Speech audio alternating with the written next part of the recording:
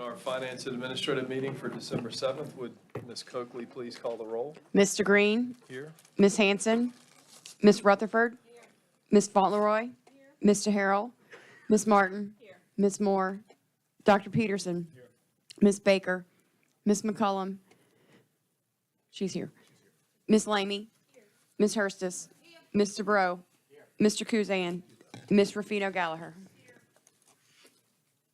Skating real close to quorum. We'll dispense with invocation and the pledge, and we'll move on to recognition of visitors. Would any school board members like to recognize visitors? No? Next item is the approval of minutes for the committee as a whole meeting held on November 2nd, 2023. Do I have a motion? Mr. Bro and Ms. Rutherford provides that second. Thank you. Any comments from the public? Any from the board? See none. Please vote.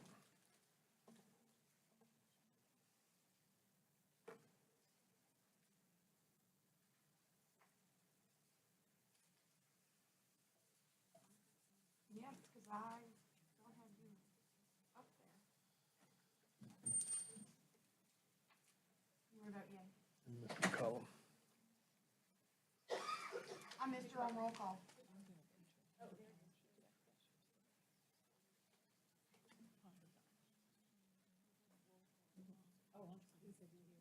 I got you. You vote yea for the minutes? That's just approval of minutes, Ms. McCollum. Thank you. That motion carries unanimously. Ms. Hart, our administrative update, item A. Good evening, Chairman Green, Superintendent Dabby, and Board. All of our maintenance workers in the maintenance department have been issued Chromebooks, and they are now using Incident IQ, which is a work order system. And the way that's working is that the principals or custodians at the school, they will either email or call one of the secretaries on either the east or the west end. They will make a work order and send it to the foreman. The foreman will deliver it out to the maintenance or send it to the maintenance guys. It's all about efficiency. And so that way we know what work orders are being taken care of. We know what still needs to be done. It gives the principals a better idea of what has been fixed, what's still out there. And so we're real pleased. Most of our maintenance men have taken off and run with it. And so we feel like that's something that's a positive.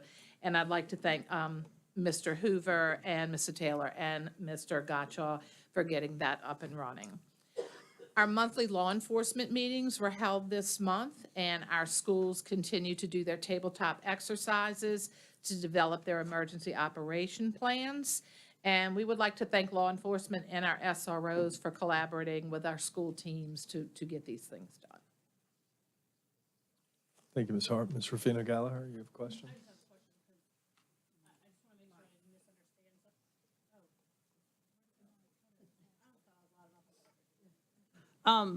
Do we have such a thing as a floating SRO? No, we do not. Okay. Now, when SROs are out, there are often subs that come in for them. Correct. Yes, but there's not one that's just hanging out there floating, no. But the jurisdictions try to get us subs when necessary. Okay. I'll touch base on with you offline about what I'm talking about. Thank you. Sounds good. Offline. Thank you. Any other questions for Ms. Hart on the administrative update? Item B. Item B is consideration of revisions to School Board Policy EBBC, which is our Emergency Crisis Management Policy, and that was uploaded to Board Docs for you. Thank you. Do I have a motion? Ms. Fauntleroy, thank you. Do I have a second? Ms. Lamy? Any comments or questions from the public? Any from the board? Nope. Let's please vote.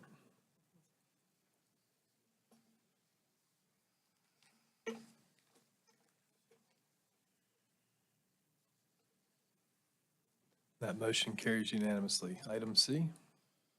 Item C is consideration of revisions to the district handbook for students and parents. That was also put on Board Docs for you. What we have added there are, remember, the mental health days per Act 318. This has put the language in there about the excused absences for that. So all of these changes were based on the law. Thank you. Do I have a motion? Thank you, Dr. Peterson. Do I have a second? Ms. Fauntleroy, any comments from the public? Any from the board? Mr. Bro? Normally, we have a committee that forms and goes over the handbook. Is that correct? We do. And they went through the handbook and they suggested no changes this year? Or other than the law mandated changes? No, the changes were made, that was voted on, I want to say in September, by the board. Oh, with so these those- are new additional This is- changes, yes, not coming yes. from the committee? No, sir, this is per Act 318. Okay, We had thank to you. include this. It is strictly legislative. Any other comments? Questions? No? We can vote.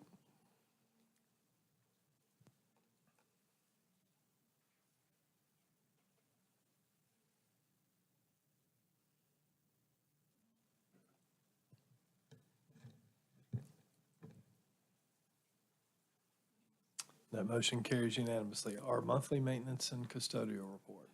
The monthly maintenance and custodial report was uploaded to Board Docs for you, and Mr. Gotcha is here if anybody has any questions. Any questions for Mr. Gottschalk? Yes, Ms. Rufino Geller.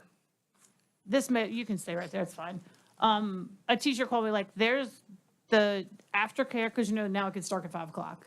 Aftercare was at Cypress Cove had no lights outside at one point, and then I passed by one day and there was like a construction light out there. Have we gotten that problem fixed, or do you know anything about it? Has a work order been put in? Any idea? That's the first I've heard. I think that's a walk stopper system. Yeah, now I'm gonna say this is probably right after Thanksgiving, so maybe like earlier last week, right after it started getting dark, and I passed by and I'm like, why do we have this big crane looking light instead of like lights? I don't know what it was. So of course, the teacher didn't know if a work order had been put in, but I said, I'll ask. So here I am, doing my job. Okay, thank you. That's it. Mayor, if you just follow up with Lee. Absolutely, I will. We didn't know anything about that. Yes, ma'am, thank you. Ms. Rutherford? I want to say thank you for fixing the restrooms at Lyon Elementary. The office restrooms now, our secretaries don't have to go across campus to go to the restroom, so we appreciate that. Still no gym. Not happy about that, not happy about that. It's on the list. On the list, I want to be up at the top of the list, but the restroom is working fabulously. Any other comments or questions on the? Yes, sir. I don't know, this is not necessarily in the maintenance area, but maybe I can be redirected here. But at Sixth Ward Elementary, there are some speed signs right out on the freeway there, Highway 41. And the sign is just as you come out of the curve, coming toward, from the west. And it, by the time they see that sign, they're into the child and the bus zones, and they're going too fast. And the principal has really worked hard to try to find some avenue to try to get those signs moved. And I think the only thing she has gotten back is that you're going to have to petition some group of state DOT or whatever. Are we working on that? or- Yes, I've been communicating with the DOTD on that, and so that should be remedied, yes. Okay, it's going to happen. then. Yes. All right, thank you, Mary. Awesome. Any other questions, comments? Thank you, Ms. Hart. Ms. Tipton, our construction report. Yes, sir. Thank you, Mr. Green. Our first item is we're recommending authorization for Superintendent Javia or Board President Bro to purchase property, 4.2509 acres located in Section 14, Township 8 South, Range 14 East, which is 38123 Highway Department Road in Pearl River, Louisiana. That road is actually located right off of T.J. Smith Expressway, which is right off of Highway 190, just outside of Pearl River. That property has 3 large warehouse buildings on it. The total gross square footage is a little over 27,000 square feet. One of those buildings has conditioned office space of about 1,500 plus some square footage. It also has a warehouse building that has a large area that was used for welding. That includes 4 bridge cranes and some other welding equipment that's part of that building.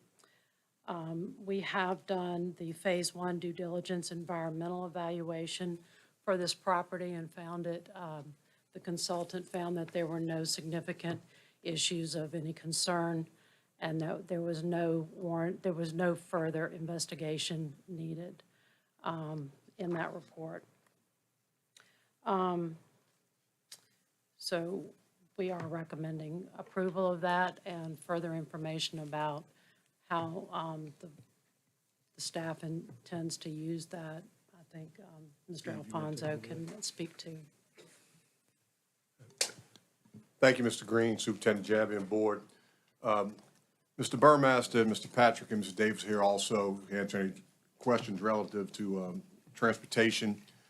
Currently, right now, we're projecting, we're talking about transportation right now, but there's 3 phases that this property could accommodate St. Tammany Parish Schools.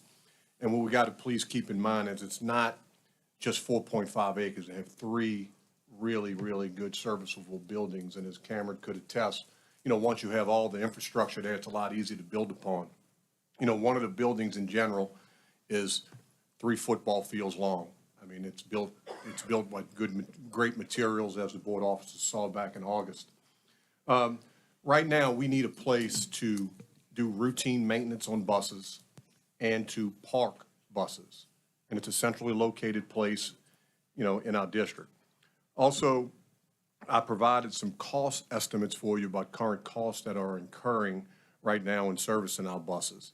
Now, the projected savings is right there before you, but right now, we want to use it right now, just Phase 1, use it as a fleet center, just called Fleet Center, to house our fleet manager, assistant fleet manager, and house and park our buses there and be able to do routine maintenance right now. And then hopefully through Phase 1, build upon to Phase 2, then to Phase 3, to where it's going to be a big operation there.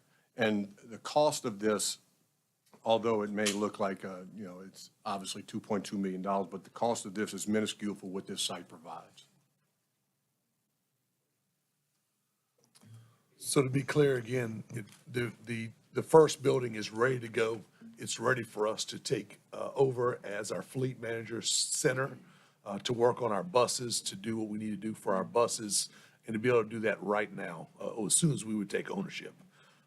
As Steve talked about Phase 2 and Phase 3, Phase 2 would be to move over the maintenance department and be able to house maintenance on the east side of the parish there, along with an entire warehouse to where we could have tremendous savings, being able to purchase things in bulk and house there at the system.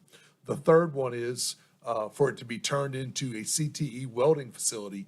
The reason I say it's a welding, it is already set up for being a welding facility. That was the original construction. So it is set up, ready. Cameron would have to retrofit that, but it would eventually become the hub of welding on the east side of the parish. As we're doing those things at all of our high schools currently, we will be able to maximize that ability and to be able to work with all those students at that facility when it's ready. We're not asking for all that right now. I've spoken to you about the capital improvement plan. We're going to be moving forward with that soon, back meeting with you so that we can bring it to this board. But the main purpose right now is we've got to address our fleet. As Steve mentioned already, we'll have 225 buses by the end of the summer that are fleet-owned, along as what Dr. Peterson mentioned, our activity buses at all 8 of our high schools. We will be able to service those things, and as Steve has provided for you, a breakdown of savings that would be done by not using commercial operations and being able to do it ourselves. We would be doing 2 oil changes a year on our buses, along with routine maintenance, and also being able to store our tires, filters, everything that's included, as you can see, with some of the the elements that Steve has provided. Again, Brian Patrick and Mr. Davis and Mr. Burmaster are here. We've got to address our buses. We'll have a fleet of 225. We have to be able to get started. This part of phase one is ready. It's ready to go. All we've got to do is start with the wholesale purchase of materials, and we are ready to get going at this facility as soon as we take ownership, which would be an immediate improvement over what we are doing right now, which is sending those things out for independent contractors to do. So that's where we are right now. And then phase two and phase three would come in with maintenance and with the CTE program. Thank you, Mr. Jabby. Let's open discussion with a motion. Do I have one? Mr. Bro, do I have a second? Ms. Lamy, thank you. Any comments, questions from the public? Yes, sir. Mr. Broom?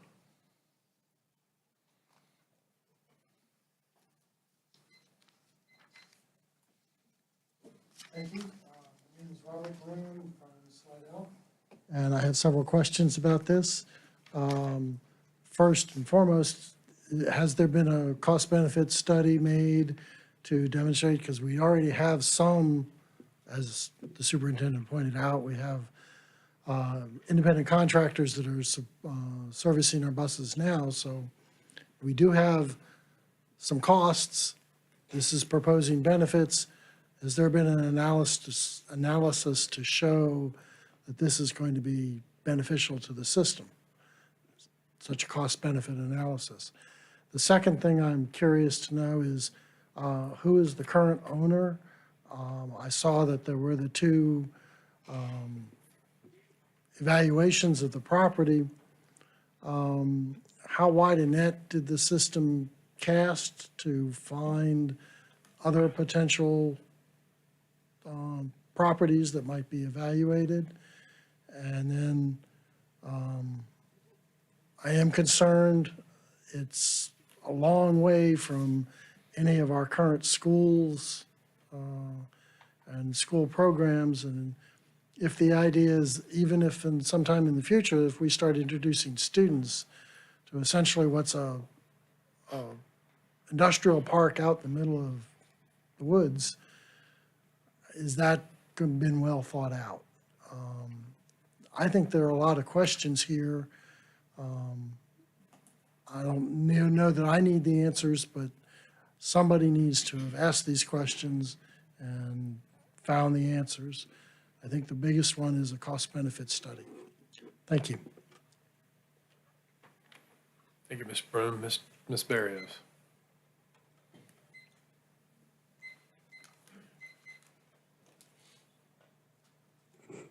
Yeah, I think the big question that the public would have, and anybody here really, is what projected costs in total does this plan that you all initiated when you decided to have your own bus, not owner-operated, to replace that? What was the plan and what were the projected costs that you figured it was going to cost the school system? Because, and I never thought about hiring your own maintenance people. I kind of thought they already existed with the current fleet.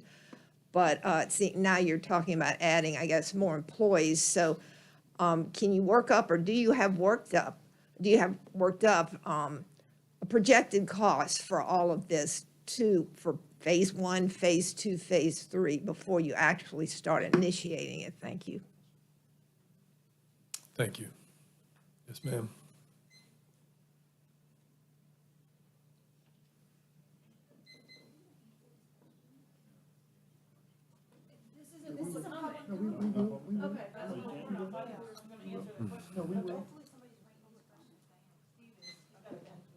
Barbara Sharp, bus driver.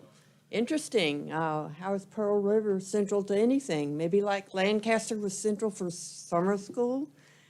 You can park buses there. How are you getting them to the schools on the west side? Are they just summer parking there, holiday parking there, or whatever?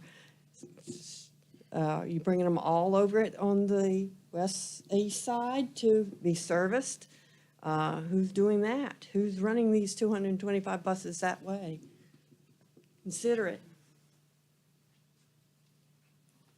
Any other comments from the public? Let's open up for board discussion. I did have the question because a few of us had visited this site several months ago. I think it's a good property and at the very least, probably a decent real estate investment. But we did have the question of the cost benefit analysis. It is something that we all discussed when we were out there. Where do we stand on that? Do we have some numbers? It was provided to, you should have it. I'm missing it. It's an executive comment, right? Right. I think it should be an executive comment. It's on the transportation report because no one stated what agenda item it was for. It's on the transportation in the last meeting, yeah. I can move it. So let me ask you guys this, because we've done the cost benefit. What was the result? Well, the biggest thing is everybody keeps talking about, if you look at the salary portion, and Ms. Prevost, we talked, she could correct me if I'm wrong, but I'm pretty certain on this. If you just look at the labor rate of one person for what we're gonna pay for 1 year for parts and labor to just do simple oil changes, that's $99,000, right there, 1 year. So we'd recoup hiring a mechanic in 1 year, and obviously the mechanic's not gonna make that much, but I'm just saying. So if you project that out, that would cover the cost of adding a person. If you look at the bulk rates of parts, I gave 2 examples. I guess that's why you guys have the question, you didn't see it. I'm sorry. So, I broke down some savings based upon, and if you look at it, I did it. Go ahead. If you refresh your screen, you should see that.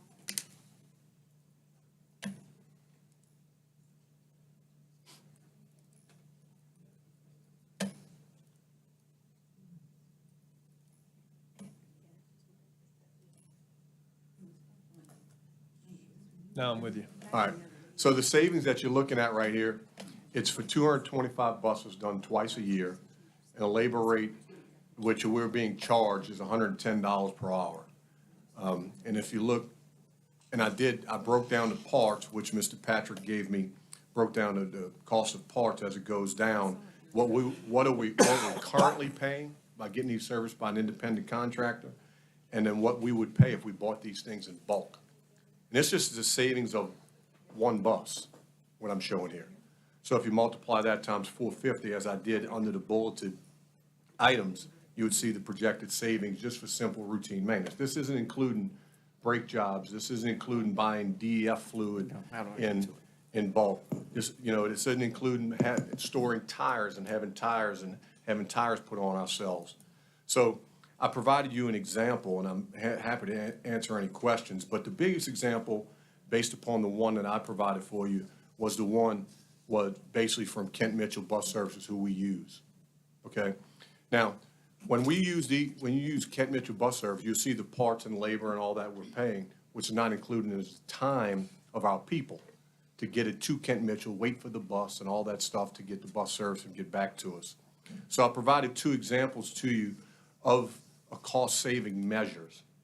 Now, please keep in mind, that this is just transportation, and what our plan is for transportation to do the maintenance stuff, as Superintendent Jabia said, we have a phase 2 and a phase 3, and it becomes astronomical savings after that, which we're not going to get into because we're not there yet to do that.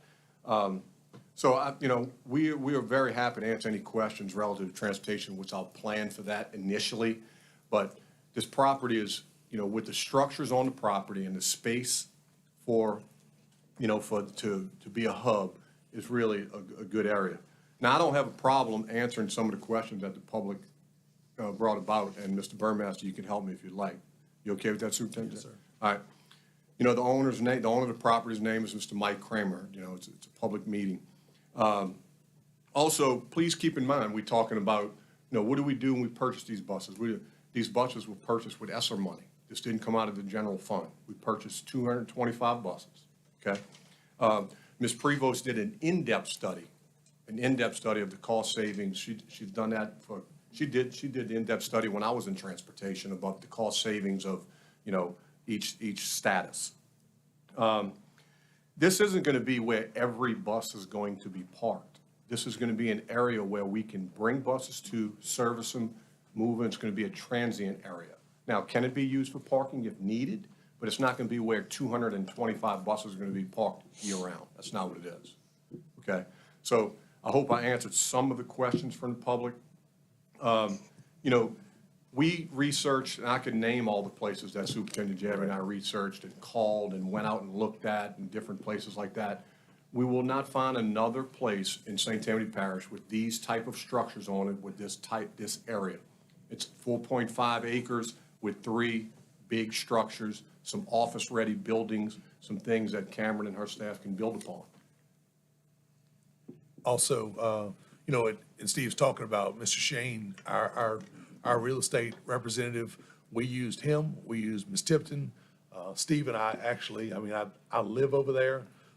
We have searched high and low for something on both sides of the parish.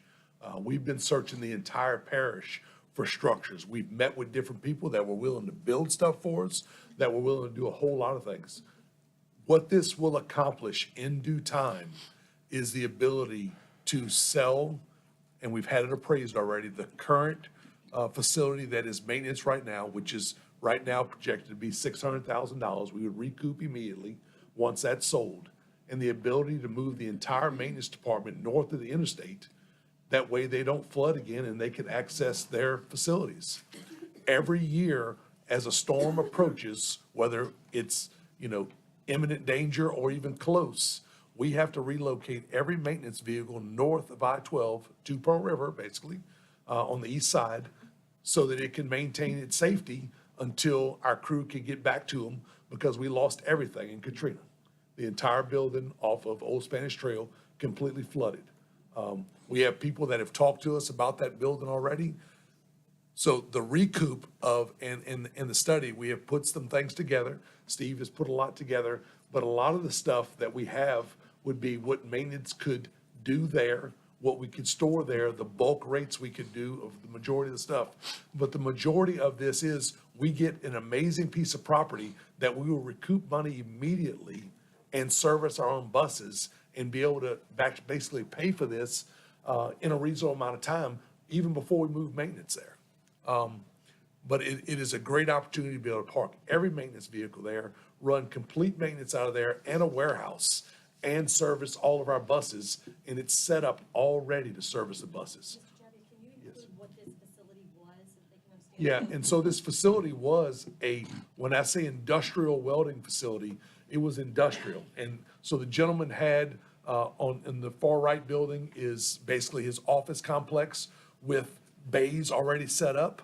And then a complete, as Steve already stated, the other building, as you can see on the picture, is a football field long and wide that is completely closed off, can be locked completely, set up with current heavy-duty lifts and apparatus is already set up in there. And it is already completely run with gas and welding apparatus. I'm not a welder. The equipment needed to weld. So it's run for that.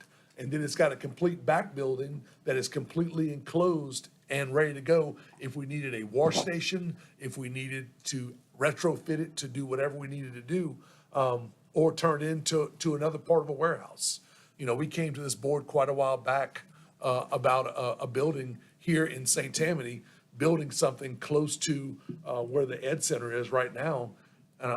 Cameron, $10 million. Thank you. It was $10 million to build a corrugated building just to use as a storage facility so that we could buy in bulk and save. And it truly was not cost effective. We brought it to the board. I completely agree with the board. It was completely not cost effective at the time. This is an amazing property that is very close to Highway 11. As contrary to what was said earlier, it is very close to all 4 of our schools, and they can get there within 10 to 15 minutes from the Slidell area and 5 minutes from the Pearl River area, from Pearl River High School. So it is a tremendous facility. And I welcome anybody that would like to go take a look at it. I'm sure Mr. Kramer would be open to that if we schedule something. He is currently going out of business. He cannot find He cannot find welders that are willing to work outdoors in the conditions they have to work on with the heavy metal that they work on there, and he doesn't have the clientele to keep it going anymore. So unfortunately, after, I want to say 40 years of business, he is closing his doors. And so, Mr. Thornhill, who is an attorney in Slidell, used to represent this board, I would say probably 30 years ago.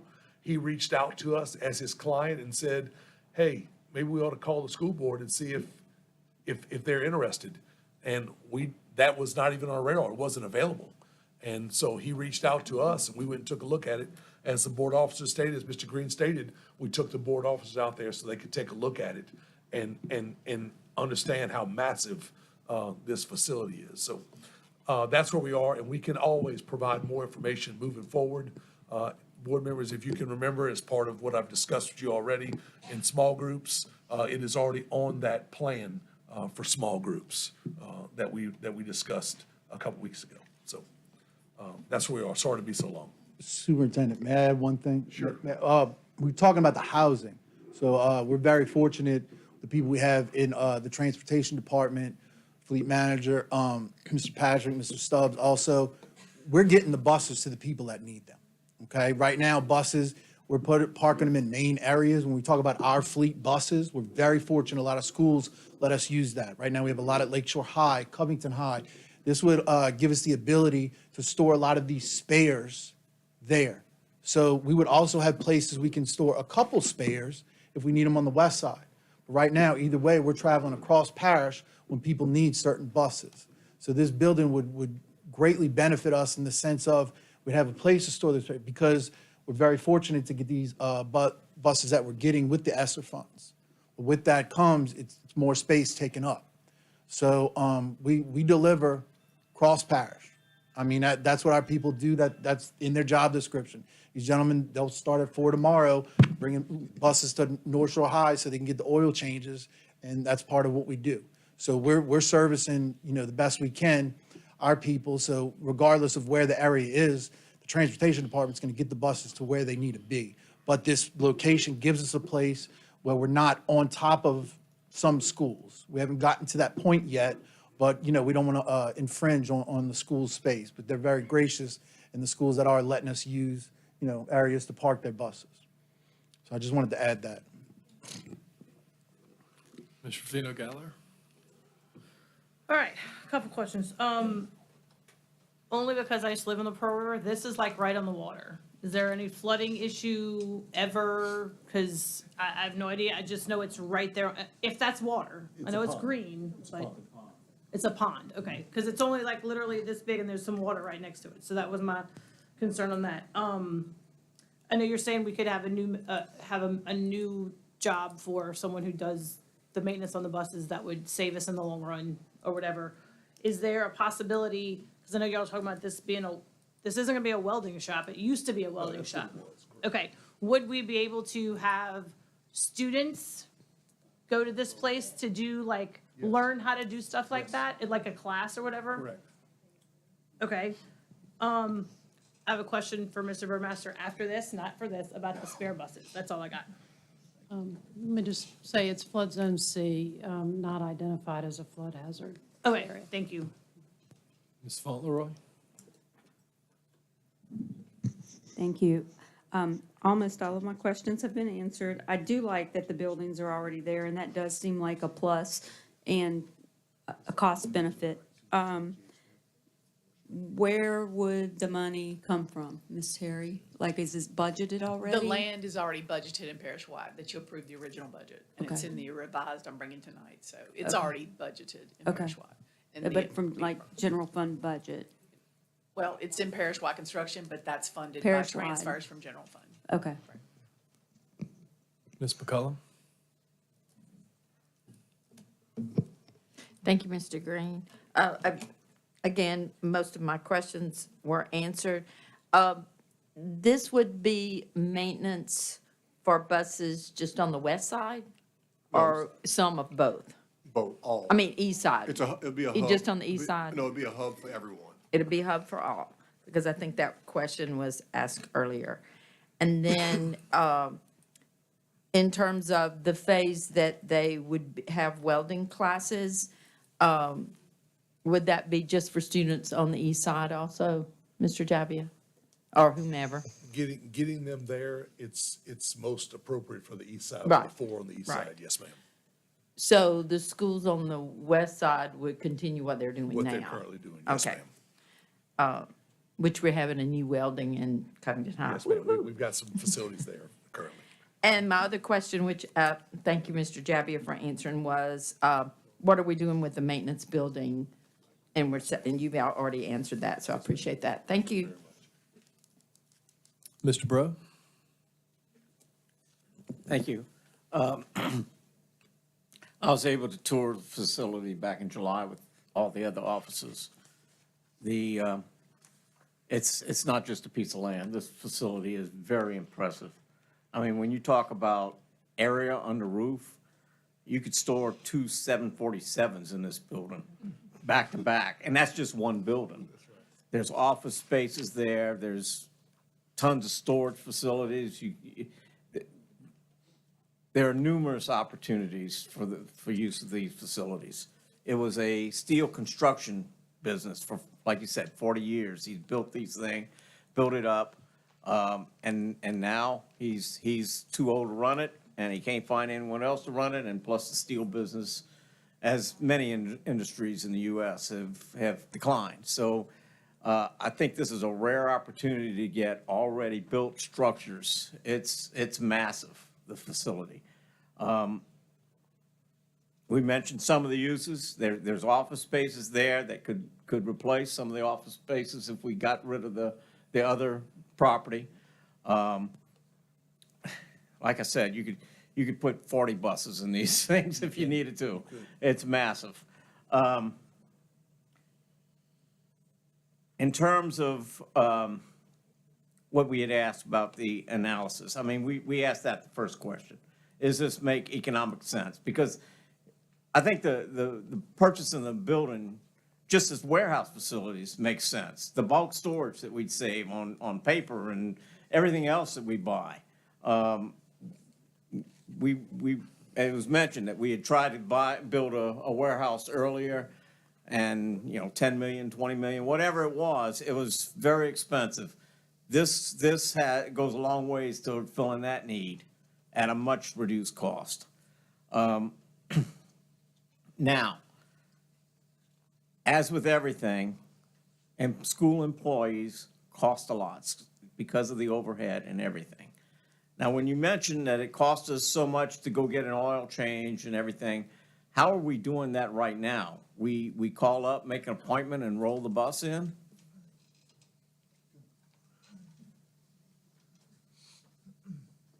So currently, obviously, as we've grown as a fleet, actually what Mr. Davis does too is last weekend, we actually had them staged at Covington High and then at our transportation department. So Kent Mitchell actually comes to us with a trailer, does all that servicing over 2 days during the weekend. So we have all the drivers, logistically wise, park all their buses on Friday, and they pick up on Sunday so they're ready for Monday. So we did 54 buses this past weekend. We'll do the rest for the east side this weekend coming up. But we contract this out. Correct. And have we gone out with an RFP to say, okay, we have this many buses in our entire fleet?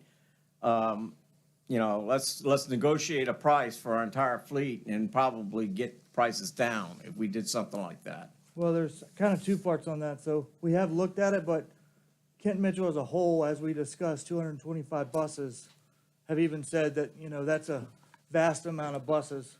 But the second part of that, if we went other directions, let's say I looked at another fleet company, it was $1,500 to $2,000 for them to do the same service. So we're saving using Kent Mitchell, but in the long run, doing it ourselves would save more. All right, I hadn't looked at the financial analysis, but, you know, I'm always against growing staff and paying all the overhead involved. If we could contract out these positions somehow and still benefit from the savings of buying our own oil, buying our own tires, being able to store them there, and have contract employees to change tires and change oil, which is not a high-tech, really, job. And I guess part of that too, so the bigger service items, obviously these buses are still under warranty. So a lot of the bigger stuff will go. It's going to be covered. Correct. The tires, we do have state contracts with our current, so we do save a lot of money doing that. So those are things that. So we're already immediately- buying our own tires. Well, we buy through a state. Right, right. Correct. So we're not going to Joe Blow's Tire Company and buying tires. We're No, buying sir. them in bulk already. And this facility would give us a place to store them. Is that Well, we- correct? And same with oil? We buy oil by the 55-gallon drums or whatever? We will when we have this. Oh, we don't now? Currently, we pay through the person that does the servicing. That's why, even that analysis there, let's say it's more than that. I mean, we could get oil to almost $11 a gallon versus the $22 we're paying when they do it. Right, and so that would be my only concern is hiring more people, growing our staff more. You know, where it makes sense, we do it. And possibly this one makes sense.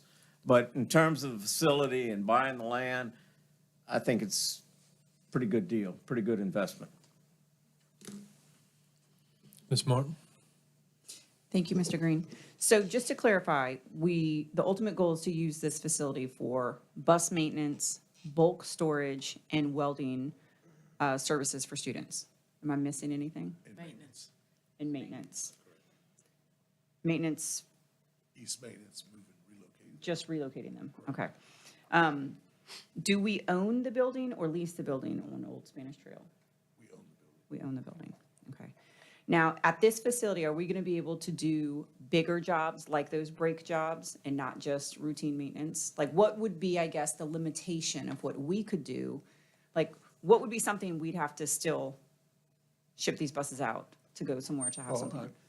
The goal is to do those things, to do all the routine maintenance, brakes and tires and all that stuff like that. But I'd let Cameron talk about it.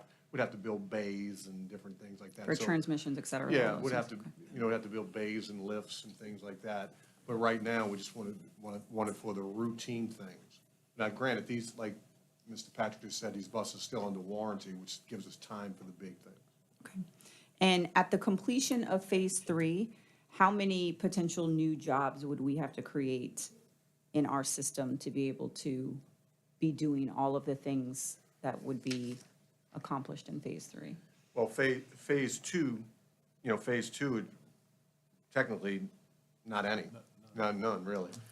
Phase 1, we're projecting one mechanic initially, initially right now.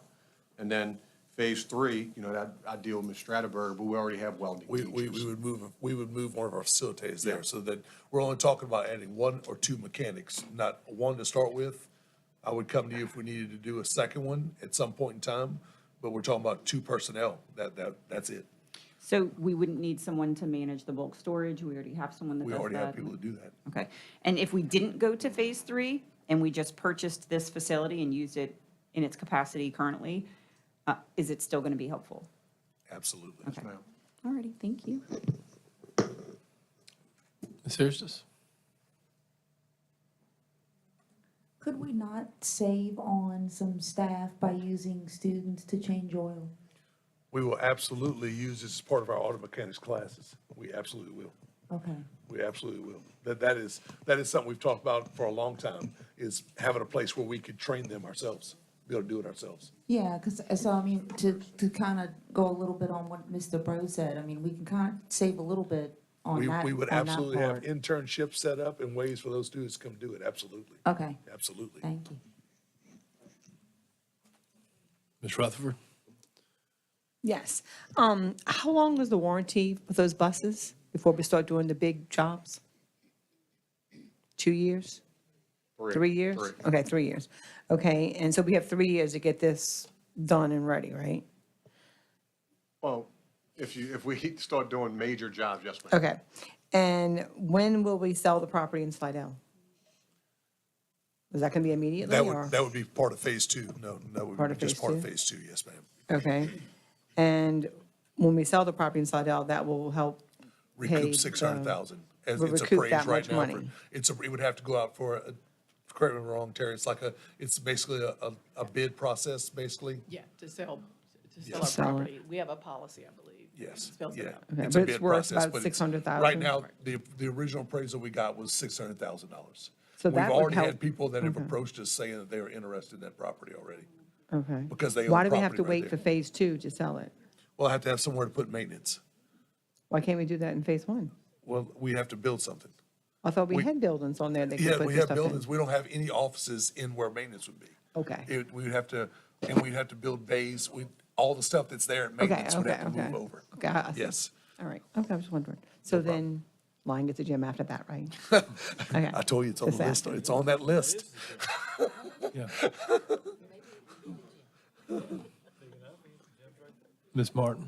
Thank you. I'm sorry, I should have asked this before.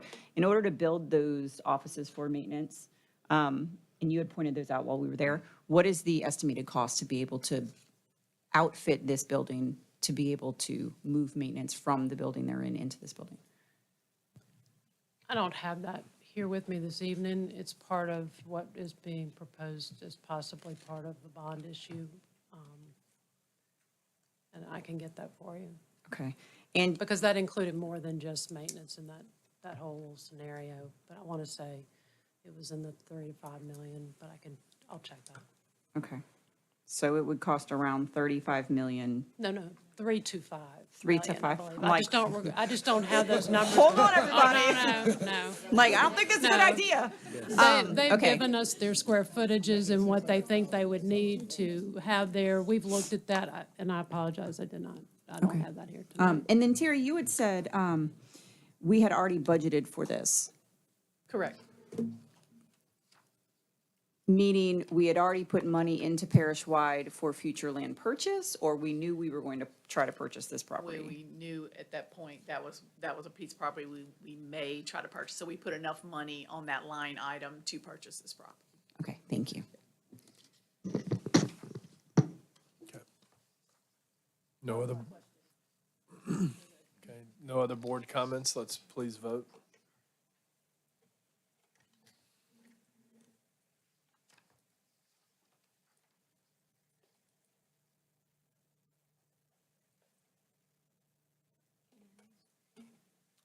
And that motion carries unanimously. Item B. Thank you, Mr. Green. This is consideration of bids for Cypress Cove Elementary School replacement of the gymnasium HVAC unit and Honey Island Elementary School replacement of the cafeteria kitchen HVAC units. That's school board property numbers P0426 and P0423. We received those bids on November 16th. That bid tab is on board docs.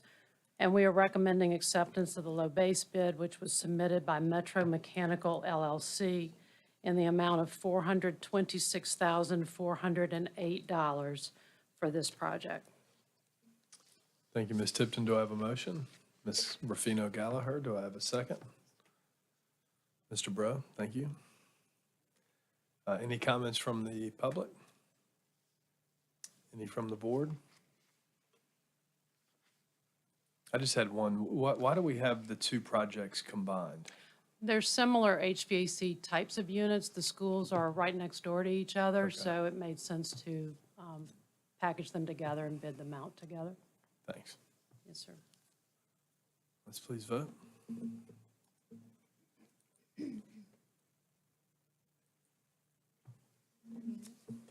That motion carries unanimously. Item C. Yes, sir. This is consideration of bids for Mandeville Junior High School canopy at the car line. STPSB project number is P0354. We received those bids on November the 30th, and that bid tab is attached to board docs. We're recommending acceptance of the low base bid and alternate number 1 submitted by Tosh LLC in the amount of $266,000 for this project. Thank you. Do I have a motion? Ms. Martin, I'll second that. Any comments from the public? Any from the board? Ms. Martin? Thank you, Mr. Green. Ms. Tipton, So my babies get wet every time it rains over there, right? No And this is doubt. gonna make Miss Rutherford very jealous because her babies at Lion get wet too every time it rains.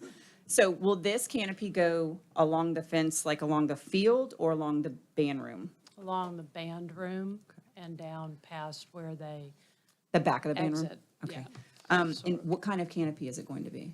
It's structural steel columns and cantilevered structure to hold a metal roof. And there'll also be a sidewalk to create a difference in elevation between Yeah, where 'cause the it's already cars concrete over are there. Uh-huh. and where the students would be waiting or would. How wide are you guys thinking it's gonna be? I didn't bring that with me, I apologize, but it was well thought out. I'm going to say probably 6 to 8 feet at Well, least. that's exciting. And when do you guys think maybe you would start and it would be completed? So we're bidding it right now because the plan is that when the contractor is under contract, they'll do shop drawings, they'll order all their materials. We want all the materials there as soon as school ends because they have to tear up concrete that's right there. We have to shut down that area, and they have to get all that back up and operational for the start of school. It may not be 100% complete, but it will be drivable at a minimum, even if they have to put limestone in place, if at worst case scenario. But the idea is to get it done in the summer, and So- that's the plan. So the car line actually goes around, so does it change the direction or the flow of the car line? Or the cars, the students that have to go to the cars at the beginning of the car line are maybe still gonna get a little wet?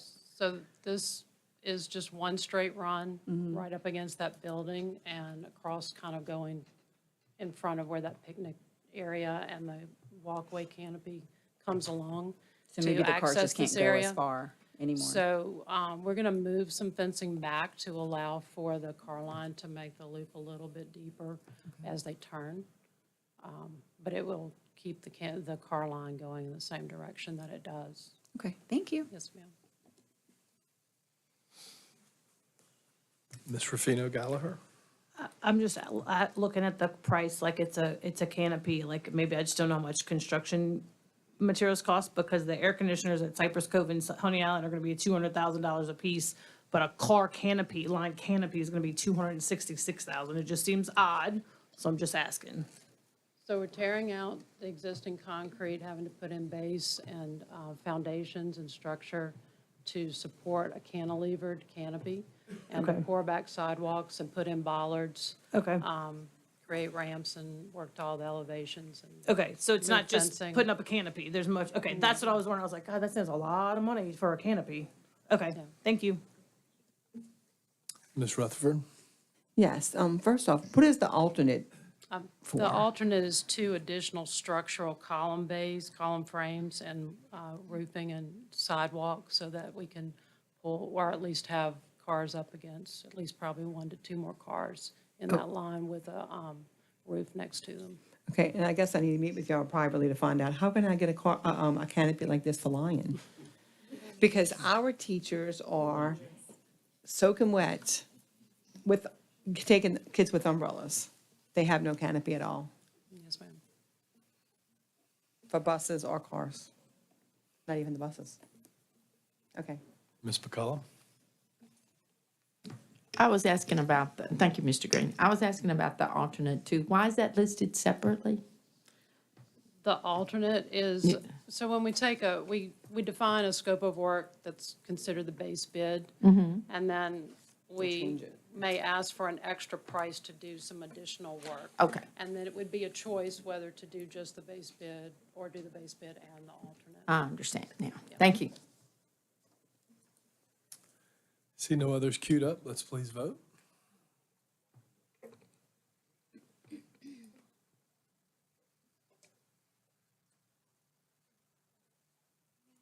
That motion carries unanimously.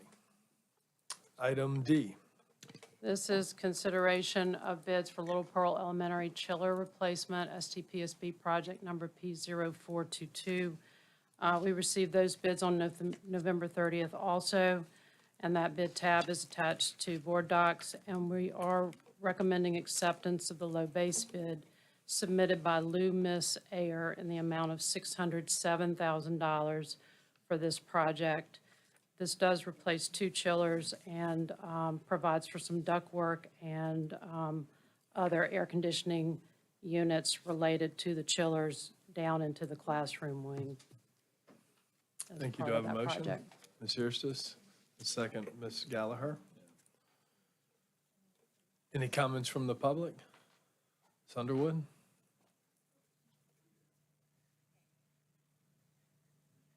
I just want to say, Ms. Tipton, I love like looking at your construction reports because there are pictures. So like maybe in the future, if you could put the architecture pictures on these kind of things so we can like visualize it, it'd be awesome. But I don't know if that's feasible. So that's all.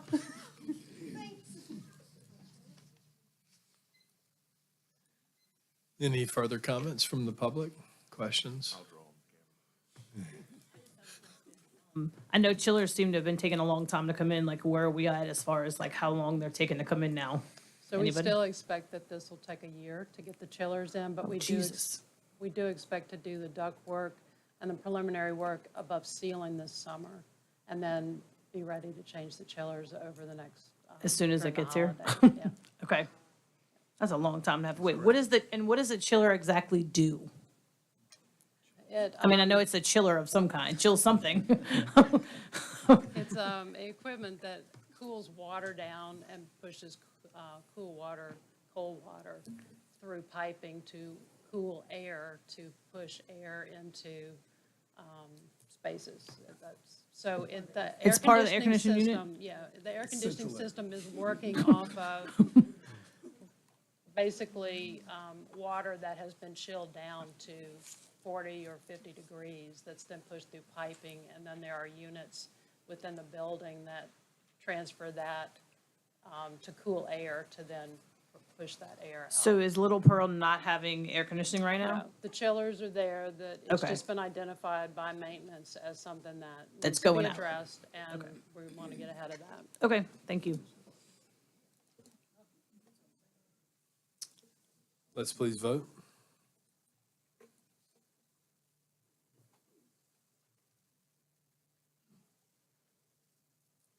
And that motion carries unanimously. Item E. This is consideration of bids for Beta Springs Elementary School administration renovations. The Phase 1 actually is not correct, but it is STPSB project number P0369. We received those bids on December the 4th. We're recommending acceptance of the low base bid and alternates 1, 2, and 3 submitted by Brunt Construction LLC in the amount of $782,800 for this project. Thank you. And I so move. Do I have a second? Ms. Fauntleroy, thank you. Do I have any comments from the public? None? Do I have any from the board? I will share this piece from Mr. Harrell since he's out representing us at the Louisiana School Board Association. He sent me a message that said that he asked for the board's support of this motion because this construction project will increase the safety of the facility for our students and employees, improve the efficiency and flow of the front office, and be more welcoming to school visitors and students. So just wanted to say that on Mr. Harrell's behalf and thank him for representing us tonight. And with that, yes. I know it's talked about like all schools are gonna end up having like you can walk in and then you only get to reception and they have to let you in. Is that what we're doing here? Yes, Correct. ma'am. Thank you. Let's please vote.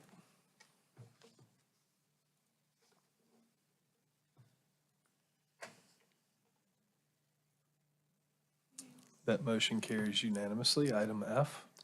This is consideration of bids for Beta Springs Middle School replacement of rooftop units on the main building and Lake Harbor Middle School replacement of the HVAC units that service the cafeteria, library, corridor, and gymnasium. Those are STPSB project numbers P0407 and P0416. We received those bids on December the 5th, and we're recommending the low base bid submitted by Sharkey Mechanical Services LLC in the amount of $472,532 for this project. Thank you. Do I have a motion? Ms. McCullum, do I have a second? Ms. Fauntleroy, thank you. Any comments from the public? Ms. Fauntleroy.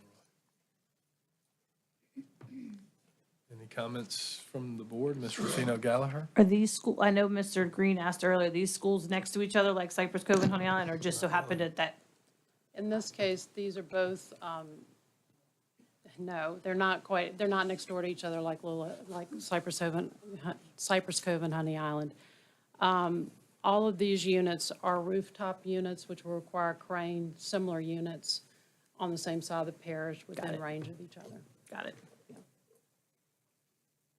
Let's please vote.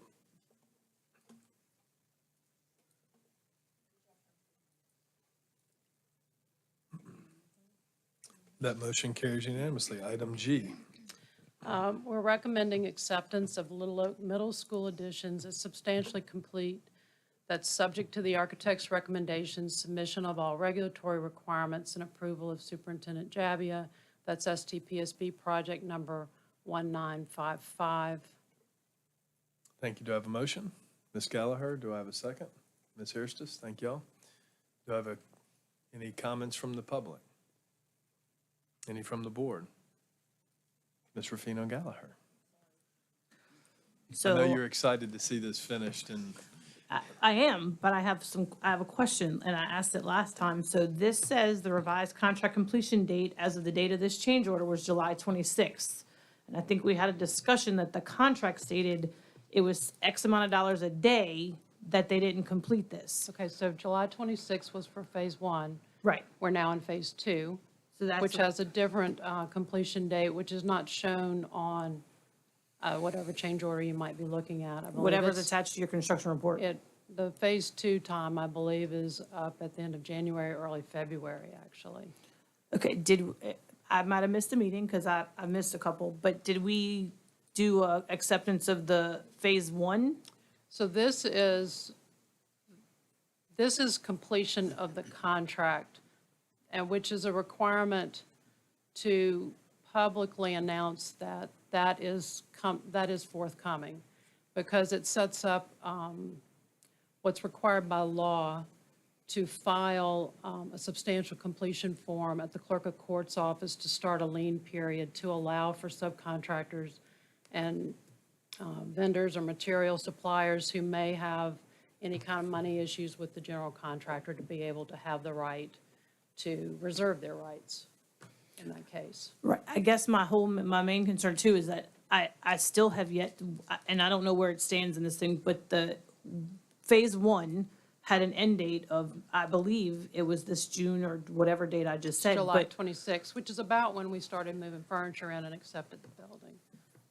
too. Technically, that was in August because I was there, but even if it's 7 days, have we gotten the $2,000 a day that they were passed before we could start moving in? And I think we did that to get them in because the portables are so bad. So I'm just curious if we make sure, If are we making liquidated them abide their damages have to contract? be taken, we will, but there still is open issues, which I have indicated when you've asked previously, that still are open. And So we'll- Phase 1 is technically not completed because we have stuff that's outstanding. I'm just trying to understand this. The work is completed, closing out this contract completely. We will have to work through all of that. Okay, and Phase 2, was that to tear down the portables in the back? And to do the drainage and that work, yes. Okay. Yeah. So the contract overall had multiple, had more than one Right, and I phase. guess I'm not understanding, like, if Phase 1, do we have to say that's substantially complete, then move on to Phase 2? Because how do we substantially complete Phase 2 if we've never substantially completed Phase 1? Or because they really don't correlate with each other on this particular project? Yeah, so obviously we couldn't tear down the modulars and start the Correct. drainage until we moved in and transitioned into the new building. So starting Phase 2 did have to do with being able to move in and transition into Phase 1. Okay. Okay. That's it. no one else is queued up, so let's please vote.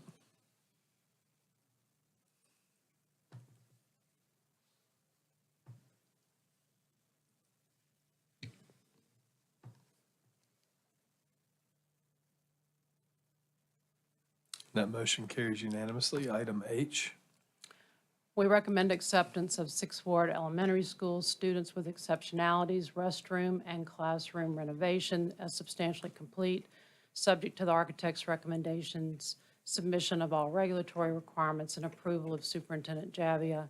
STPSB project is P0400. Thank you. Do I have a motion? Dr. Peterson, thank you. Do I have a second? Ms. Rufino Gallagher? Any comments from the public? Any from the board? Let's please vote.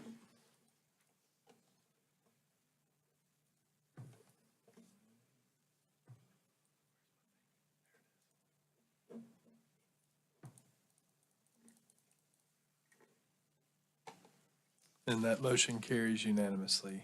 And our construction report. Yes, sir. Before I do that, I do want to tell the board that there were two bids we had hoped to have in addition tonight that we had to extend the bid date on due to some things that needed to be put out by addendum. And the law does indicate a timeframe that the bid had to be extended as a result of that. It was very necessary that we do that. So that will be Slidell High School softball locker room and restroom building, as well as the Little Oak Middle School administration old library area renovations. We're going to receive those bids next week, and we will bring them directly to the board next week so that we can get those under contract.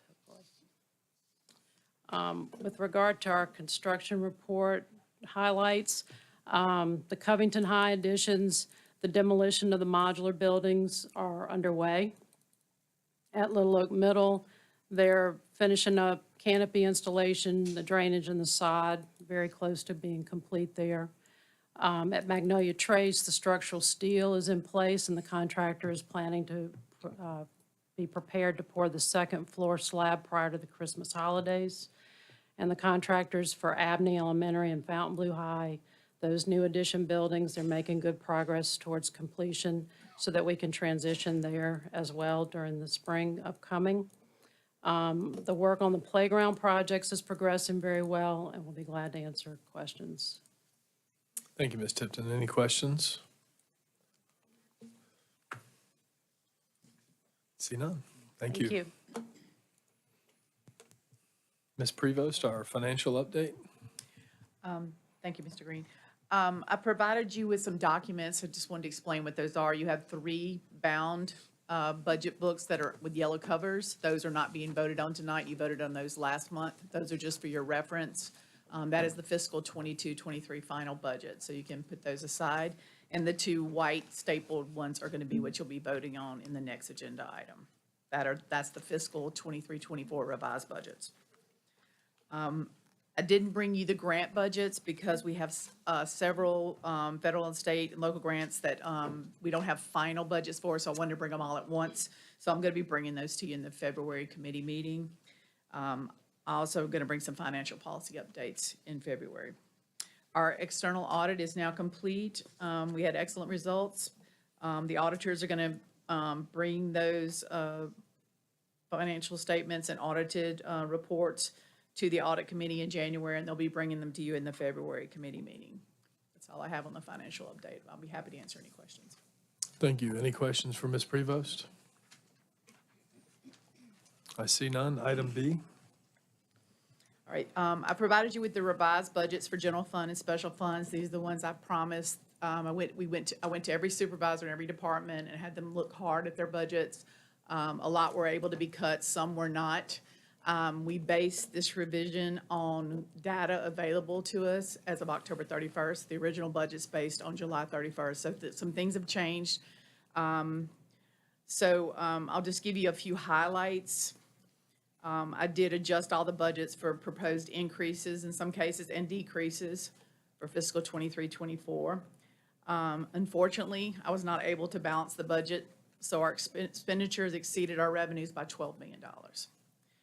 Expenditures totaling $12.5 million will be moved from the general fund to the community disaster loan so that we can balance the general fund. One major change to the general fund budget is the decrease in the state restricted grant revenue. You'll see a big decrease there. The reason for this is that is the state stipend money and the differentiated compensation money that we use for highly effective teachers. After I did the budget, the state came out with guidance that they wanted that in a separate grant fund. So we had to take it out of general fund and put it in a separate grant and the payment of the stipends.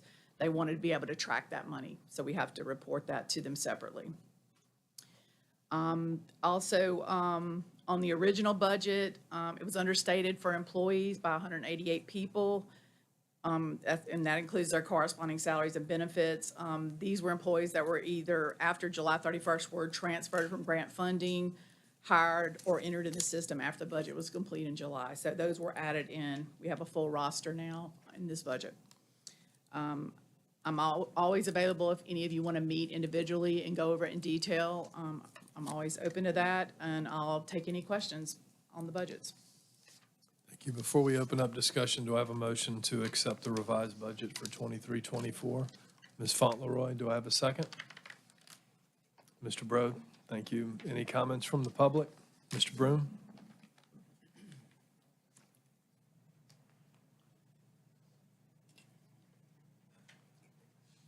Thank you. Robert Broom from Slidell. And I think Terry just answered my question, but I'm not sure I understood the answer. There is a issue or a change in, for instance, on page 4 with the elementary school teachers, it dropped by a couple of $1 million. And I guess I'd like an explanation. I think Terry tried to explain it, but I didn't catch it. Right.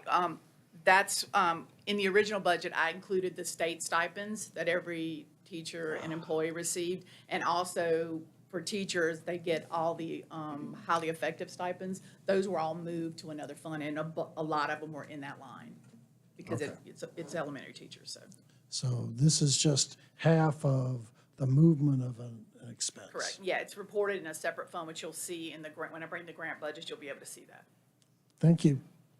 Thank you, Mr. Broom. Any other comments from the public? Questions? Queue up for the board. Ms. Fauntleroy, you're first. Thank you. Ms. Prevost, I'm making sure I understood you correctly. You said 188 employees? Yes. What kind of change was that? Like, how did we miss About 4 million. 188? I take the data as of July, I have to cut off July 31st, so we were still doing job fairs. We had, when they're doing the grant budgets, they moved people, some people came in, there were people that were hired, and some people probably were not entered at that point, so Okay, that's. the so problem. it's people that came on after that? After the July 31st cutoff. Okay. went up. Ms. Martin? Thank you, Mr. Green. Ms. Prevost, those 188 employees that were just after the fact, the majority of those employees were what job class? Are we looking I at didn't teachers? analyze Are it we that looking close, at- I can probably, let's look in the teacher section.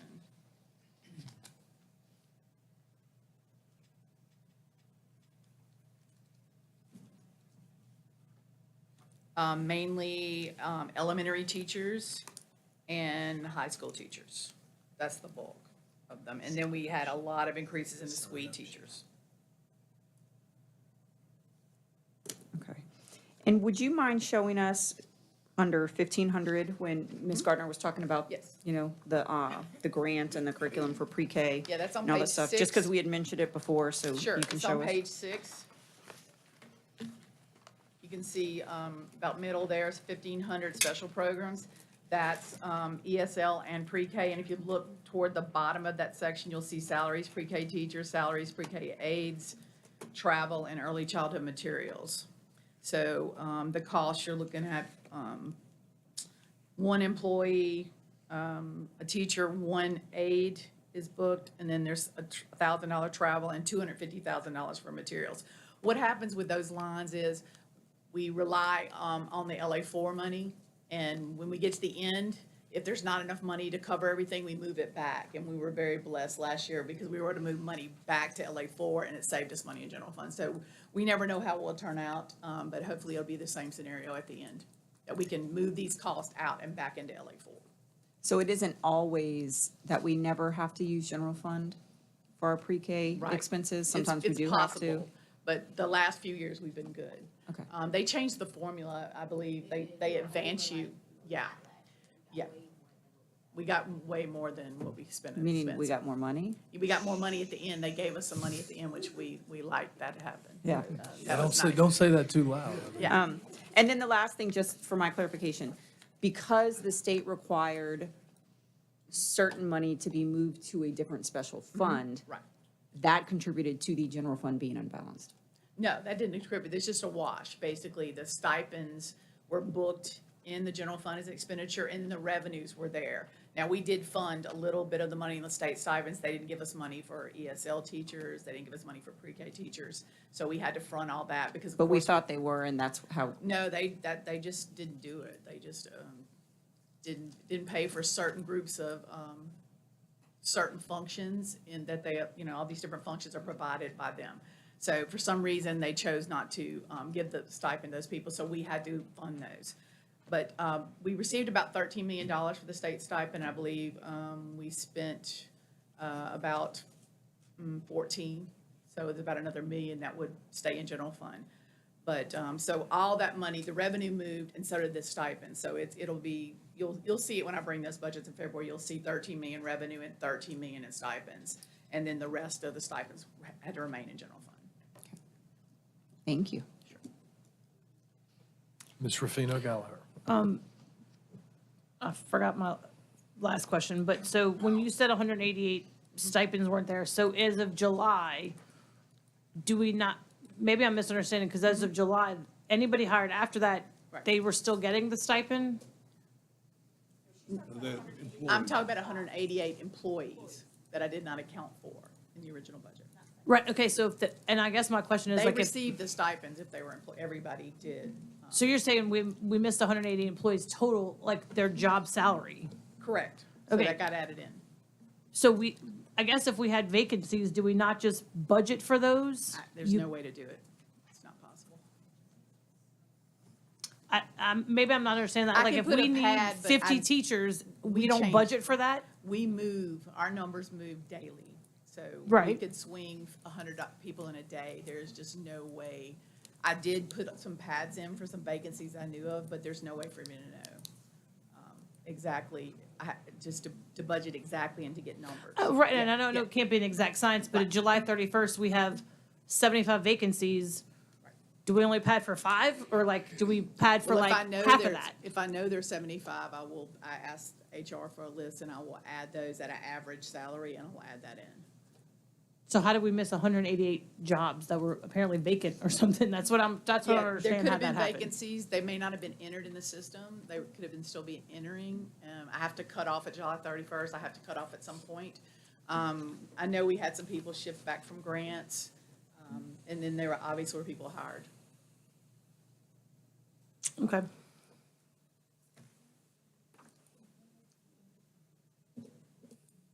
Ms. Rutherford? I'm still kind of confused on the 188 employees too, because, okay, we had these vacancies. 188 people across 55 schools, that's a lot of people that we didn't account for I don't as put, hiring. I don't put numbers for vacancies. I only put numbers for, like, the total number of employees Mm-hmm. on these lines you see, that is people that exist. I will add money for vacancies, but I never put numbers. I only put what we actually have at the point in time that I do the budget. So I don't budget 75 people because we may Hire never them. fill 40 Okay. of them. So Right. those numbers are actual at that point in time. But I always add pads in the salaries for when we hire other people. So, but I was short. So, I didn't even know we had 188 vacancies. yeah, I don't know. That's why I'm really confused. I don't understand that. I know, I'm confused too. But like, there's a process through HR, so not necessarily 188 vacancies. We could be in the process of signing people up. It could have been part of one of our sign-up days. They get entered as fast as possible. As soon as Steve's HR group can enter them in, they do. Right, but I would think we- if we had those people already in those jobs, we would have budgeted for that. We still have 40 vacancies sitting right now. We have vacancies in Paris right now that we're using long-term subs that we're using other people in. These are, What happens is when someone retires and they're gonna hire, that person may not have got entered in the system. They may have been, we know we're gonna hire them, but when I did the budget, they've got hundreds of people they've got to enter. So it's all about timing. So, we just had a lot on this one. And then I know there were some people hired at job fair. I don't know if Steve knows the between last. between the people that are on TATs, a lot of those Yeah, so things some of those all things took came in. place at that time, right before school started. That's when we were able to do all those things. Right, and it may take a week to get everything entered in, Right. because, we have a small number in HR. It's a lot of things to enter, so. I'm just worried about the $12 million over budget that we are. Well, we were $7 million over budget at July 31st. So, 7 to 8 million already. And mainly it's because inflation has hit us, our maintenance, we had to raise all the budgets, and our revenues are down. Sales tax continues to be down. It was down again. Y'all be getting that report I don't think she has it overseas. We were down 403. We've been averaging 250 to 400,000 less sales tax each month over the same month last year. Property taxes, I was able to increase that, because we got the final tax roll. We were up there. MHP, I had to budget, MFP, we had to budget, a decrease there because we lost 400 students. So we're gonna lose probably about $2 million. In the spring, they'll adjust us. Ms. Fauntleroy? Thank you. Just a quick question on the grants, moving people back from grants. Why? It happens constantly. I know what, Will they shift sometimes groups of people? We'll decide, Right, and then we have people that, I know we had a couple that, coordinators that we moved, back to general fund. that were like That's not a federal? lot of people, but that's some of the. They're like translation. federally funded? Right, no, we But don't that's move not a back and grant. forth, no. Okay. So we hire people on grants, like knowing that money's gonna go away and then, No. right, but, No, that's not what I mean. We shift sometimes, we use the federal funding for a newer position, when we shift positions back to general fund, and that's where they stay. So like, I know we moved a lot of paras back, 2 years ago, we moved some of them back to general fund, and they'll just stay there, and there's reason for it. We wanna maximize certain things. We moved the therapists, back to general fund because we get Medicaid money on them. We did that several years ago, so that happens. It's not unusual. Right. And you have small grants that get discontinued. You may have one person in those, and they get absorbed into general fund. so we leave their position in place and we just pay for it a different way? Yeah, it's pretty common. Okay. Ms. Hirschis? Okay, I may have missed this, but, so how long were these people, I guess, missing or like in limbo that they weren't accounted for? I can't explain it. I just know I ran at July 31st. I ran the 5,800 people, and then it was 6,000 when I ran at October 31st. Not all of those are in general fund, but there was an increase in employees. Okay, so in July, you had a certain amount, and then October, all of a sudden, there was a different amount. Right. Okay. All right, and then so we don't know which positions they were? I mean, we could determine it, but I mean, I'd have to take my sheets and go line by line for 6,000 Okay, lines. okay. Yeah. All right. I mean, you can and see then- in the counts, if you look at the counts from the original budget, there you see the areas where they went up. Where they were, And I'm okay. sure it's because we were in transition, because there was a lot of people at the end. Steve can probably speak to that. And so they just didn't get entered. Or they hired more people. There was a job fair like that first week in August or second week. Yeah, we did have a jump, I think a lot of people at a Yeah, job it's late. fair. I remember Yeah. you having So like a big what number at a job fair. So what happens is, after job fair, we do sign-ups. So we do mass sign-ups. So after we do the mass sign-ups, all those people, so basically we do 24, basically about almost 70 a week. So for 4 weeks, so what's that, almost 300 people. So then that's approaching July 1st. So then all those people after July 1st have to be entered into the system. So it kind of crisscrosses the budget cycle. But if we hired that many people, you know, if those jobs, I guess, were filled, then that means we had that many vacancies. Well, they may have been filled, just not entered yet. I mean, like, it takes time to enter the, get them I'd have to look background back at checked my and- notes, but I don't think we had that many vacancies though at that time. But it, It may not have been vacant, just not in the system. yeah, correct. It couldn't have been Because, vacancies, if it's posted at, you hear me talk about vacancies Right. after people are hired. See, so this is the hiring cycle, which Ms. Prevost is referring to. Yeah. So when I come to you and say vacancies, we've got 40 vacancies, that's after the hiring cycle. But with all that being said, Ms. Prevost, we're really hiring daily. The ladies are doing sign-ups daily. Oh, yeah, Daily. it changes every day. Yeah. And then one thing, so are these people still on the payroll now? Or is it just October 31st they rotate- were. Okay, Yeah. that's okay. We transition So every we day, don't, so, we don't yeah. know as of like today. Right. It these shouldn't vary 180 that much. whatever. At this point, we shouldn't be varying that much. People retire. Okay. It's a few positions. All Once right. we get through the summer cycle, usually by October, you're leveled off. Just making sure they're not missing. Oh, no, they're not missing. Mr. Bro? Thank you. You mentioned we moved some people off of one fund, the grant fund, into general fund.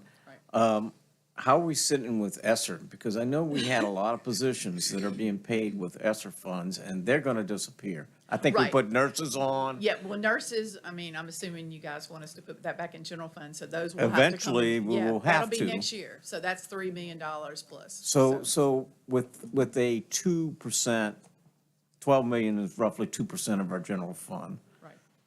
Is it time to start worrying?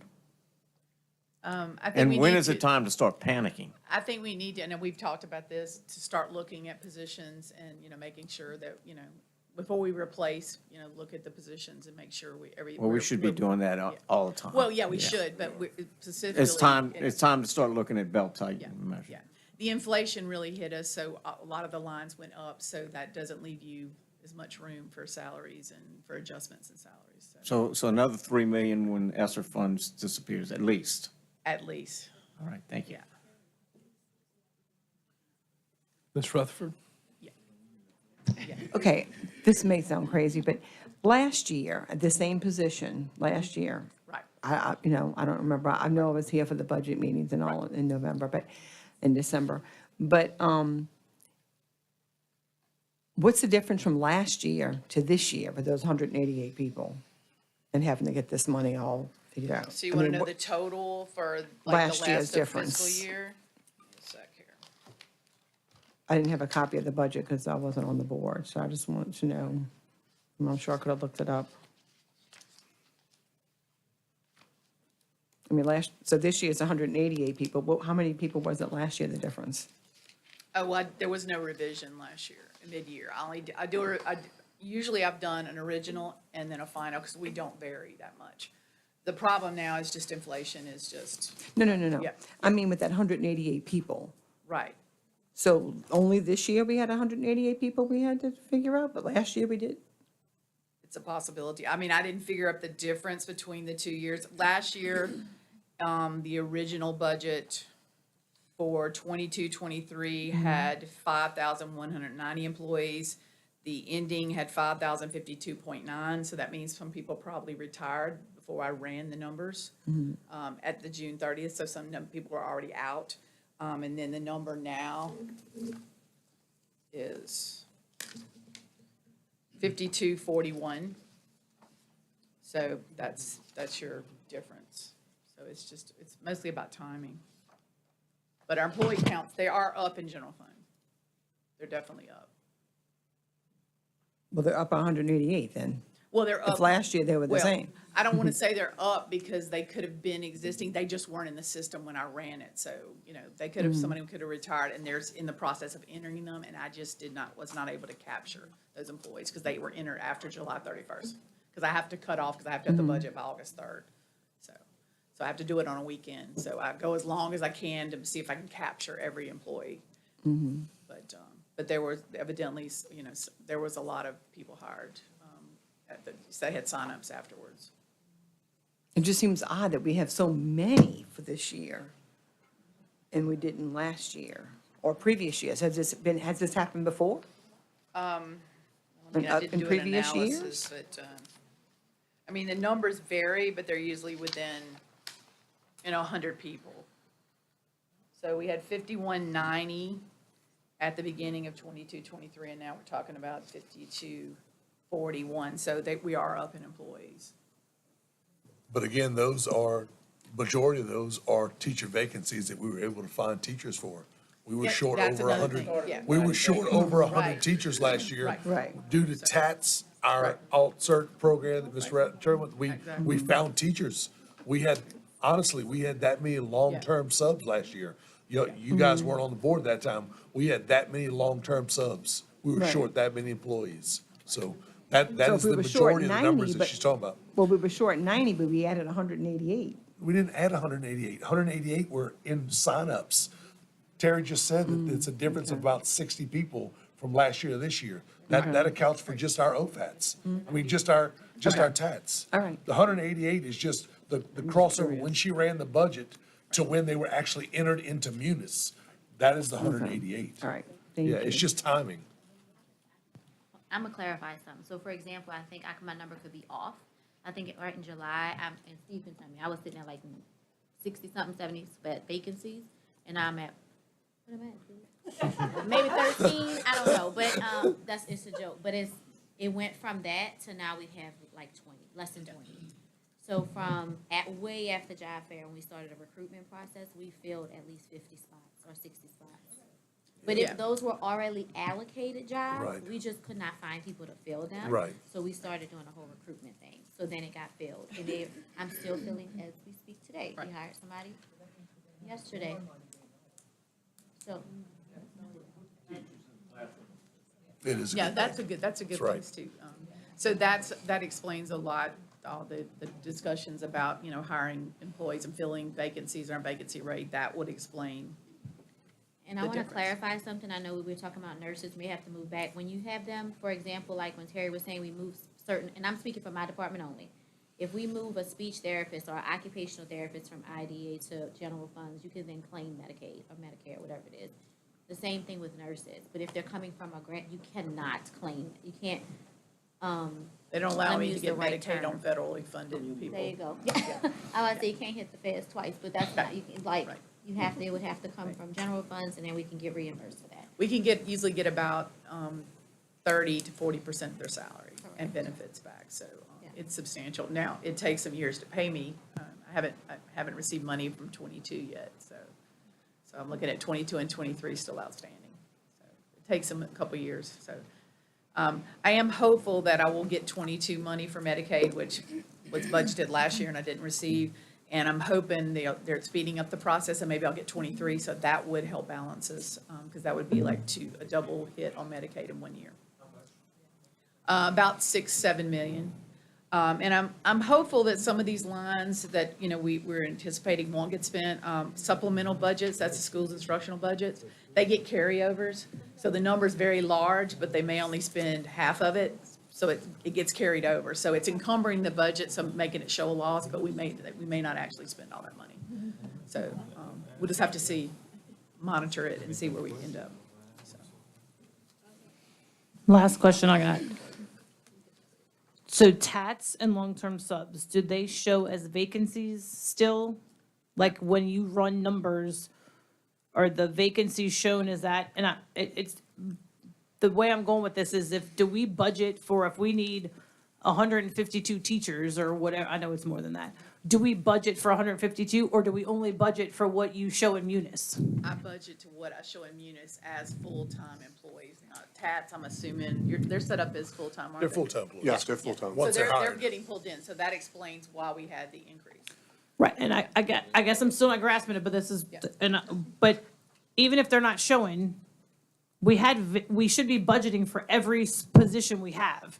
So if you're only showing 110 positions in Munis, but we have 150 vacant, we should have on our billet structure or whatever, organizational chart, we have 150. Shouldn't we be budgeting for them and not just padding other people's numbers to have extra money in case? No, I budget just a larger number when I know there's vacancies on the line, but there's no way I can figure the salaries because I don't know what they're gonna be, and I will not put them in the number. Because I'm not gonna put that we have 75 vacancies, because I know Lewis is an example, his paratechs, he's been short two for how many years? Like, so I don't ever show the 2 vacancies because they haven't been filled. So I don't book vacancies in my numbers. I'm not wrapping my head around it, but it's okay. I won't go any, Okay, it's fine. There's I'll two come sit things. with you one There's day. employee counts. Employee counts, I only use people hired as of the day to run the budget. That's the count. But I will put money for vacancies, add a little bit to the actual salaries to cover what I project as vacancies, what I can project. So you put some money in for these 188 people, or did you not realize we had that many? I didn't realize we had that many.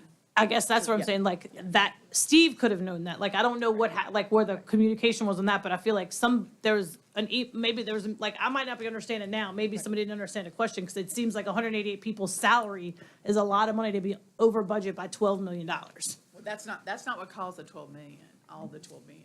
Well, or the That was 6 just or 7, but Yeah, I still. was just pointing out big decreases. I mean, actually, we had a decrease in the stipends. Right. You know, if you go look line by line, you can see what led to the increases. Okay. I had to raise funding to school food service, and there was some other lines I had to raise funding to. So. And then losing $2 million MFP, that's 2 of it.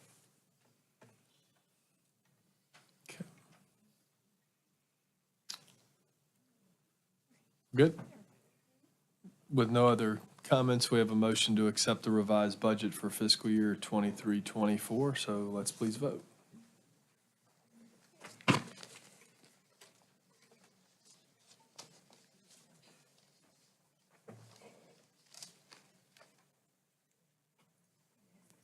That motion carries unanimously. Item C, monthly financial reports. I provided you with the monthly financial reports for October 23, and I'll be happy to answer any questions. Any questions on the financial reports? Item D, purchasing. The purchasing report was provided to you on board docs, and Ms. Carrasco is here to answer any questions on that report. Any questions for Ms. Carrasco? No? Invite all the staff to leave prior to 3-minute comments, 3-minute public comments.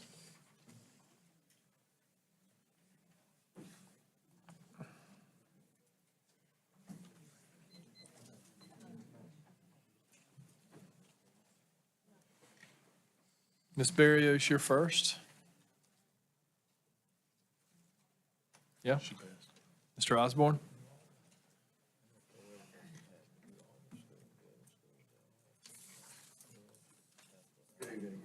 I want to end on some positives. I did mention we started with the FMCS. Mr. Lawson, for those that have been kind of following things, I've been talking about open meetings bargaining, which is something they do in other states that have the sunshine laws. The idea is transparency. But I asked the guy point blank, and he's like, it's a disaster. So he just kind of killed that. So we're done with that concept. Because basically, every single word and syllable gets weighed. So you have to keep going into caucuses, and it takes forever.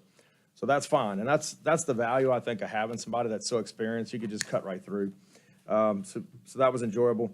We have a workshop called Gripe or Grievance that Ms. Hart and I are going to do to kind of show us best practices for the just cause process and the grievance process so that we arrive at things that we're comfortable with. And I could just say, we really do help a lot of employees. Those can be very emotional, especially the just causes. And it's free to the taxpayers, right? This whole thing is funded by the employees, and we represent everybody regardless of membership status. We just don't give them the legal stuff. I did want to also report, Steve and I had a successful calendar committee. So those that have been around know that last year was pretty tense. I remember Mr. Derm, I can't quite quote him, but he said, basically what I needed to do, his solution was to pick a bunch of people with testicular fortitude to use our superior numbers to dominate. But Ms. Baker's idea was, why doesn't the Federation bring 2 calendars and management bring 2? And that's what we did. And at the end of the day, all of these processes, committee, grievance hearing, just cause, it's not about vengeance or settling scores. It's literally about creating a calendar for employees to vote on. So just removing ego, removing all that stuff, you can ask anybody that was in the room. It was beautiful to see, you know, you had building level management, executives, bargaining unit people, federation, everybody just being respectful and exchanging ideas. And I'm telling you, these two calendars are the best that I can remember. So I think the vote is going to be close either way. Steve, I think, is going to roll those out pretty soon. We actually had a subcommittee because an innovation came up. We just couldn't figure out how to work it. But it was nice to have kind of a extra innings. It was a really good experience. So I just wanted to share that. Despite, you know, what we feel is a dark cloud, there's so much positive, and I just appreciate Frank and his team. And I miss Hart as well. You know, I love Mr. Kosei, but he and I sometimes, and some of my administrators can probably have experiences. And just two men are just competitive sometimes. Mary's just as professional. It's just a different approach, right? It's just a different approach. So I very much appreciate what she's brought to the table. So I just thank everybody tonight, and I wish you well. Thank you. Thank you, Mr. Osborne. Mr. Broom?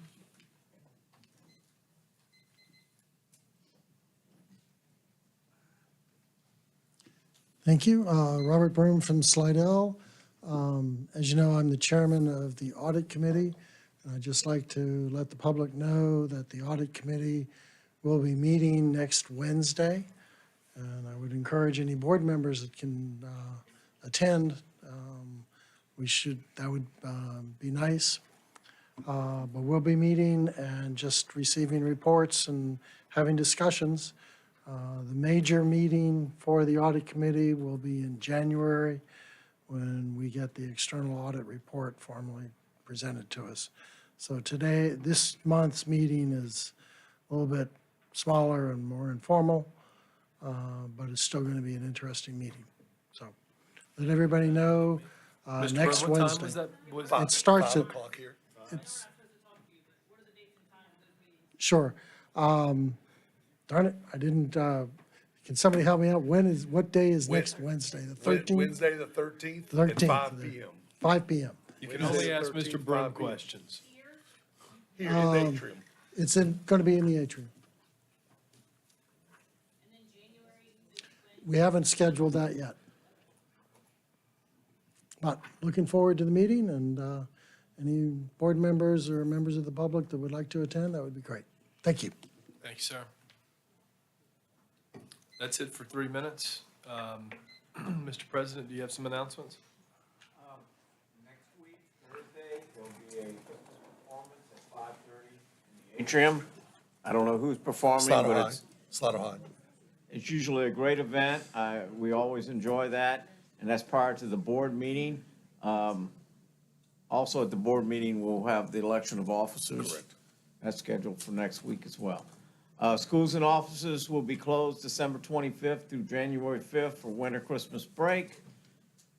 There'll be a special meeting on Thursday, January 11th at 6 p.m. regarding the capital improvement plan and a special election. We will not have a committee meeting in January. Now, am I wrong, but don't we have another meeting that we're supposed to schedule concerning the charter? No, that's next Thursday. That's at the normal board meeting. That's at, Normal board we're meeting. gonna discuss the charter next At week. the normal board meeting, yes, Okay. sir. And then the January board meeting will take place on Thursday, January 18th at 6 p.m. Thanks, sir. An executive session has been requested pursuant to Louisiana Revised Statute 42:17A2 to discuss the following matters: B&W Trucking, Inc. versus St. Tammany Parish School Board. Do I have a motion to go into executive session? Ms. Gallagher, second by Mrs. Hierstis. Any comments from the public? Any from the board? We are now in executive session.